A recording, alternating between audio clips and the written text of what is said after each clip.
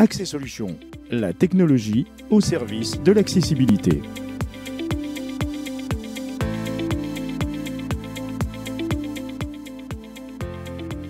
Bonjour à tous, Bruno Accès Solutions. Aujourd'hui, j'ai le plaisir de vous présenter deux petites loupes portatives de 4,3 pouces et 5 pouces qui sont la Clover 4 et la Clover 5. Je vais vous les montrer en détail. Présentation des boutons des loupes électroniques Clover 4 et 5. Voici la présentation des boutons. Donc sur la tranche supérieure, vous avez le bouton arrêt-marche situé à gauche. Une pression maintenue de 3 secondes va l'allumer. À droite, vous avez le bouton gel d'image. En façade, à droite de l'écran, en haut, le bouton Zoom Plus, tout en bas, le bouton Zoom Moins. Et au milieu, deux flèches haut et bas pour changer les fonds de couleur. En dessous, la connectique qui est du type C. Et à côté, une petite prise RCA pour se connecter à un écran, pour pouvoir connecter la loupe à un grand écran, par exemple, pour voir l'image sur le grand écran. Allumage et fonctionnalité des loupes électroniques Clover 4 et 5. Pour allumer la loupe, je vais donc faire une pression de 3 secondes maintenue sur le bouton. Et au bip, la loupe est allumée. Une petite contrainte de ces deux versions, c'est qu'on va être obligé de les poser directement à plat sur le papier pour pouvoir lire les textes. Dans la présentation des boutons, donc sur la droite, la flèche haut maintenue, on a un zoom en continu. Pareil pour diminuer. Par contre, si on appuie par petite pression simultanée, on va avoir un grossissement par palier. Les fonds de couleur au niveau des deux touches centrales, on va pouvoir cycler dans les différents fonds de couleur existants.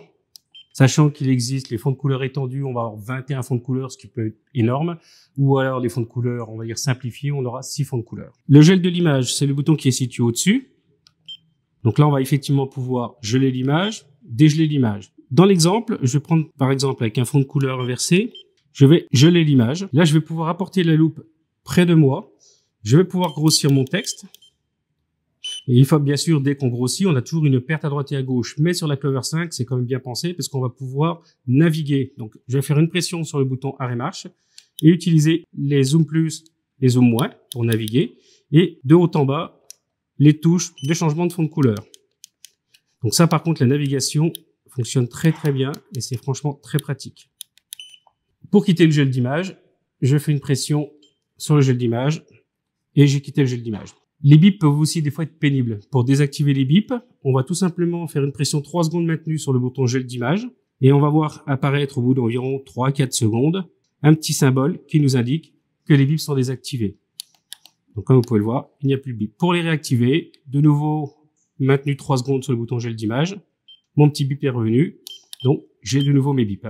On peut avoir aussi besoin de régler la luminosité et les contrastes.